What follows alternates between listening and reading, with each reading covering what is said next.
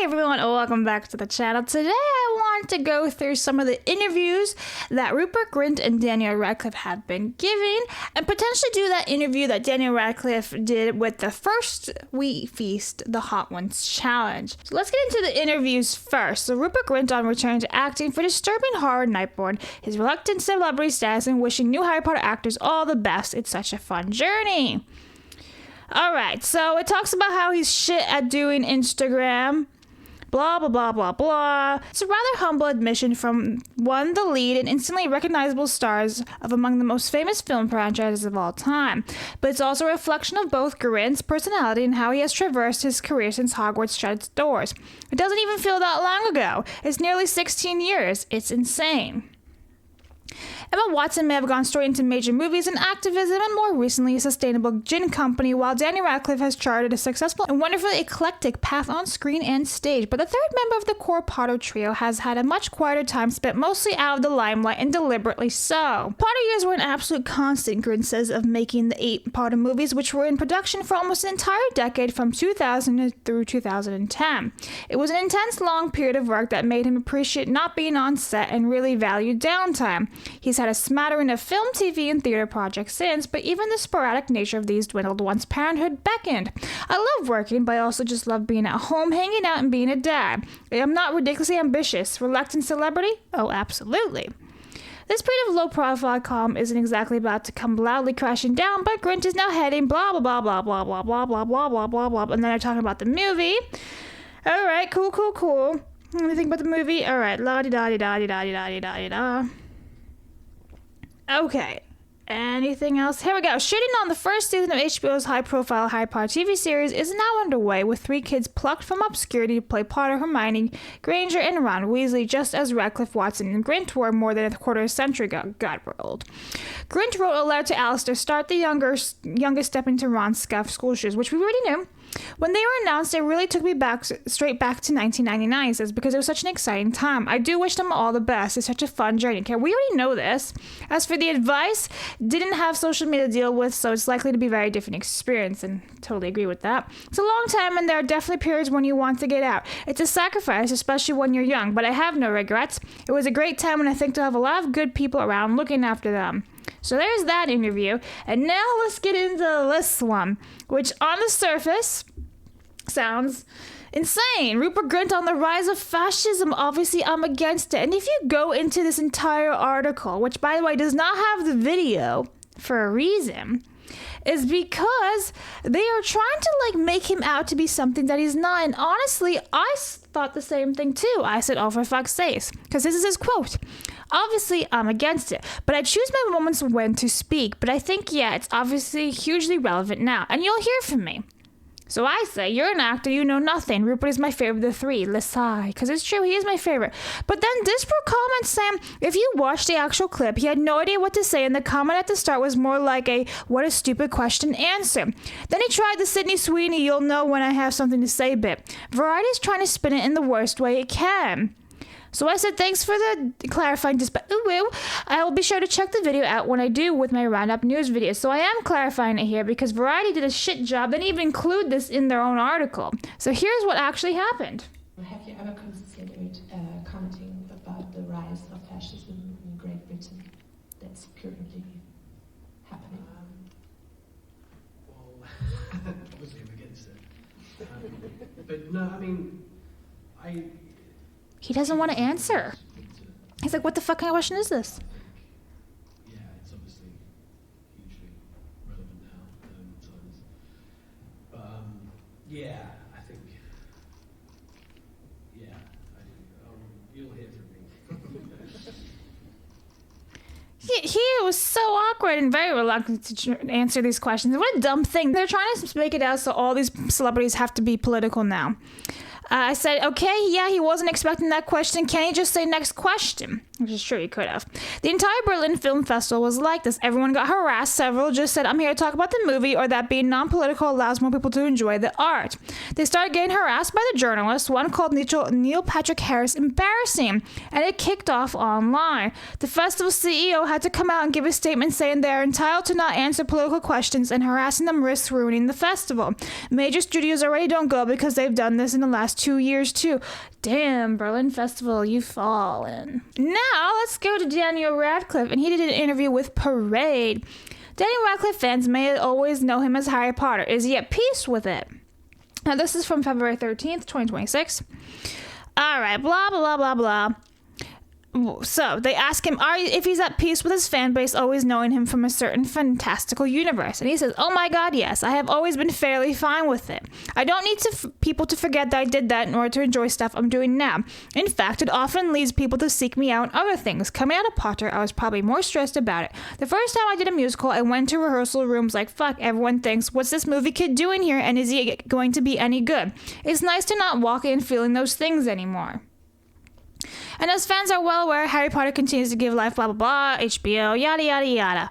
All right, and that is that for that interview. And then there's this one. Blah, blah, blah, blah, blah, talking about Harry Potter. Okay, it was great to do, but I don't want to go back to it. Honestly, I feel like in the same way that I felt about like all the jobs I've done, I love doing them, and I hold the memories of them very, very precious and treasure them. But like, I wouldn't want to go back tomorrow. There's a lot more to do.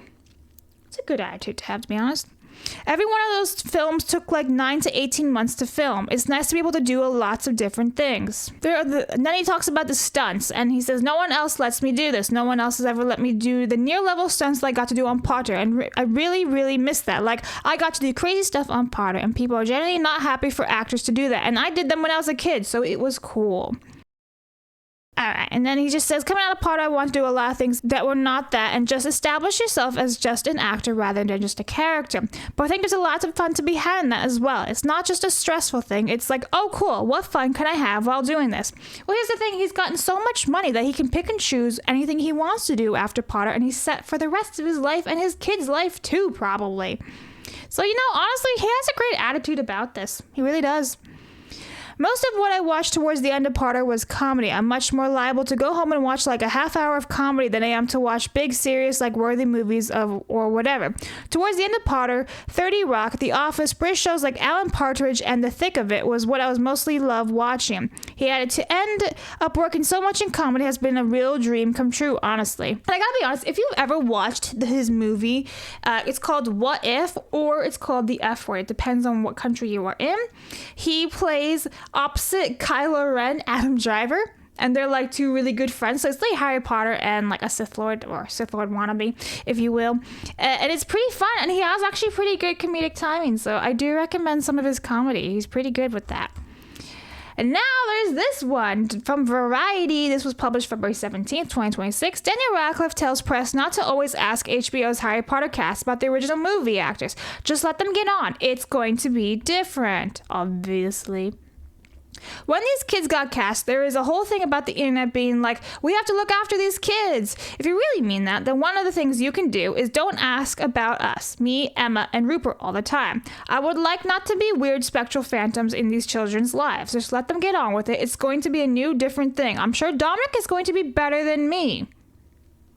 Maybe, maybe not. Last year that he wrote, and then it also says Radcliffe revealing GMA, last year that he wrote a letter to McLaughlin after the newcomer was announced as HBO's Boy Who Lived. The young actor later said it was insane to receive Radcliffe's support, and I was going mad. He says, I wrote to Dominic and sent him a letter, and he sent me a very sweet note back. I don't want to be a specter in the life of these children, but I just wanted to write to him to say, I hope you had the best time, an even better time than I did. I had a great time, but I hope you have an even better time. And I do. I just see these pictures of him and the other kids, and I just want to hug them. They just seem so young. I just look at them and say, oh, it's crazy. I was doing that at that age. But it's also incredibly sweet, and I hope they're having a great time. Then it talks about how Rupert similarly sent the letter out. We already know that. Then Radcliffe quips that he actually excited to show his children HBO's reboot instead. I'll probably show my kid that so he doesn't have to watch me. I think that'll be more fun. I would probably enjoy it more. I hate watching myself generally. I would like to watch the earlier films more because I'm so much further away from them. When I was 18 or 10, I was embarrassed by my 10 or 11-year-old self. So here's this giant-ass interview. Hi, I'm... Oh, it is 18 minutes long. Maybe we should watch these. All right, let's do this. Let's see if we can watch these. We're going to do this on 1.5x speed. All right, let's go. Daniel Radcliffe, a natural fit for Spider-Man. Jesus, Oh God, he talks too fast. We can't do that. With Screen Rant. Daniel Radcliffe is the British actor who became world famous playing Harry Potter. Since then, he has reinvented himself with bold, unexpected roles. To me, and if somebody's favorite movie is Swiss Army Man, they lead with that. Like people definitely like Guns Akimbo and Swiss Army Man are probably the films that I get the most people mentioning to me that are not Harry Potter. But you know, once upon a time, extras was absolutely the thing that if you were a young man in England and you didn't want me to think that you watched Harry Potter and like you wanted me to think that you didn't give a shit about Harry Potter, which a lot of young men wanted me to think, then they would be like, oh, I love doing extras. I don't like Harry Potter. And I was like, okay, mate, that was also 10 years of my life. You don't have to say you didn't like Harry Potter. But yeah, I feel like extras I used to get a lot, still do sometimes. And of course, you know, occasionally I will also be recognized for work that is not my own, like Lord of the Rings, which has happened, you know, quite a few times. Even though stood next to each other, me and Elijah look quite different, the idea of us is the same. Oh, okay, what's the AI got to say about this? The Fall and Rise of Reggie Dinkins is an upcoming sports-themed comedy we can series skip about around. a disgraced Let's former professional look. football player named Reggie Dinkins. You need each other to both get redemption. And AI says, because it's a fascinating, messy human story. Let's skip around. I want to look for questions that we want to hear, not sports. And he lets me live in his house, so I don't have to pay rent. So that's also nice.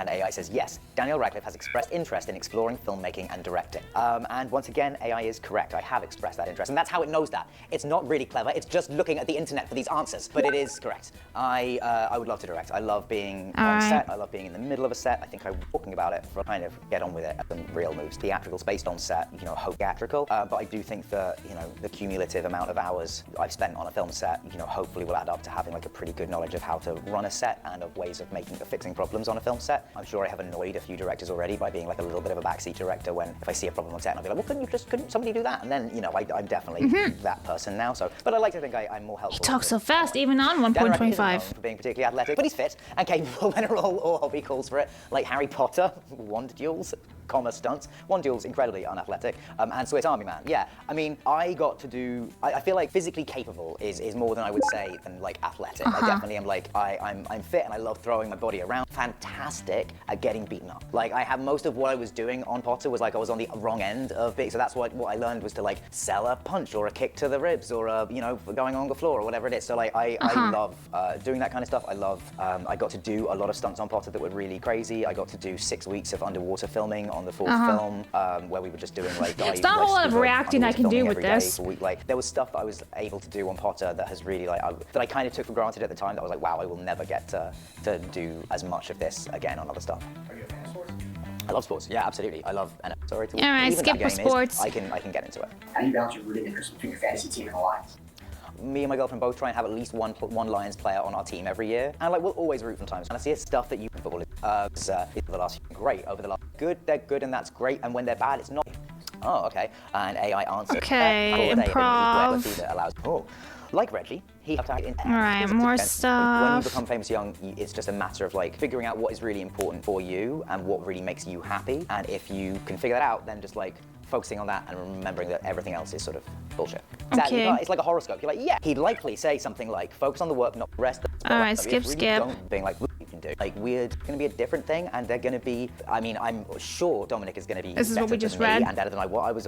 You know, I learned as I went. I'm, you know, whatever. I look back on what I did now with a lot more kindness, and I find it less embarrassing now that I'm older. But like, you know, I was very much learning how to do it for a long time on Potter. And yeah, and I would say, you know, I hope you have the best time. And we read all this. Gets absolutely right. Lean on the crew. The crew were. I think everyone has an image of the way we were all raised. This was always interesting. I saw this a little bit on Instagram. That's why we all turned out fine. It's like, guys, the best British actors were around us for like 2 weeks of 10-month shoots. Like they were amazing, of course they were. But like Maggie Smith wasn't coming in to give me like advice on how to grow up. Like, you know, that and nor should they have been. That's not their job either. And I got close with some of the adults a little bit, but the people we were really, really close to were the crew. This is my own little, you know, pet peeve that I'm getting on now. But like, we've had some older cast members who passed away in the last few years. Many, obviously. Like one of them being John Hurt. I filmed with, and people came to me for a comment when he passed away. And I'm like, I filmed with John Hurt for 2 days across 10 years. You should ask his friends. Ask people that knew him really well. Whereas yeah, that's when, fair. like, you know, when we tragically have lost a couple of young assistant directors from Potter who passed away very young. Jamie Christopher is the person I'm thinking of now. Jamie was a much more influential person in my life than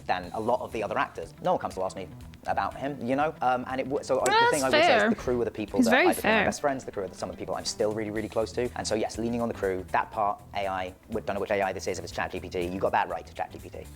And it says he has said that he's only watched the Harry Potter movies once or twice. That is true. I would have seen, the last time I would have seen every one of them would have been at the last premiere for that movie. So I might have watched the film a couple of times. There's normally premiere in London, premiere in America, and I would have done both of them. And I don't think I'll see like a few seconds when I'm flipping through channels on TV or whatever, but I don't know if I will now, because I'm genuinely like, because the new version's being made, I'm like, well, I'll probably show my kid that so that he doesn't have to watch me.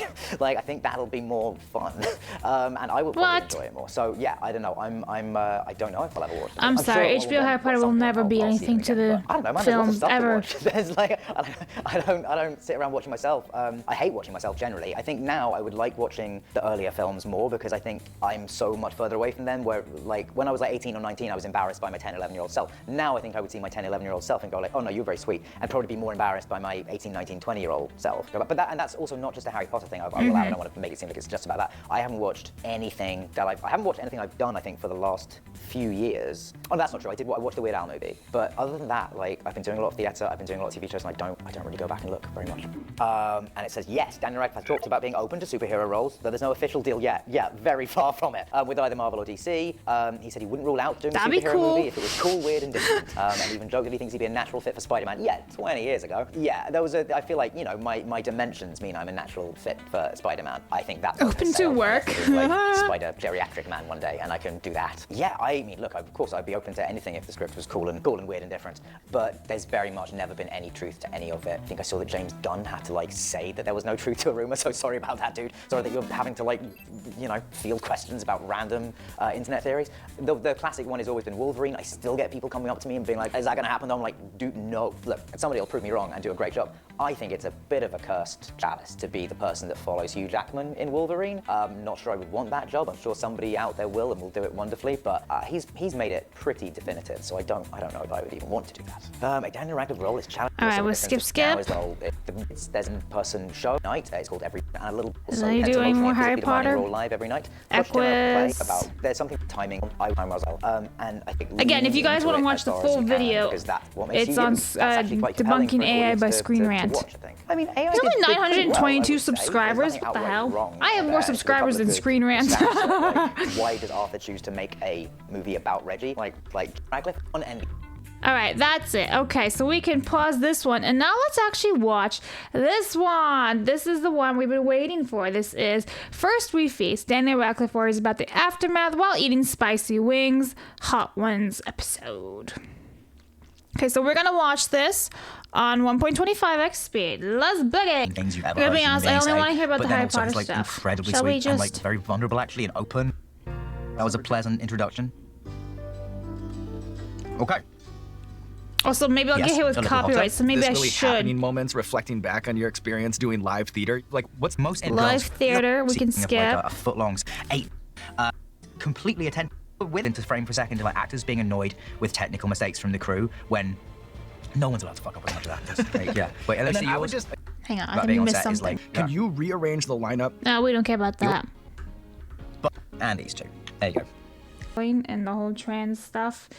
He'd still be really great, in my opinion. It's just a little bunch of levels just, you know, reduced with him and Emma and Rupert with the way they handled everything. But hopefully this won't get hit on YouTube, but otherwise you can find it all on Rumble. So that is it. That's me reacting to some of Daniel Radcliffe and Rupert Grint's interviews. Let me know in the comments down below what you guys think, and make sure to check out these videos on YouTube if you want to see them all in its full without the 1.5x speed and me skipping around. All right, guys, I will see you all next time. Thanks for watching.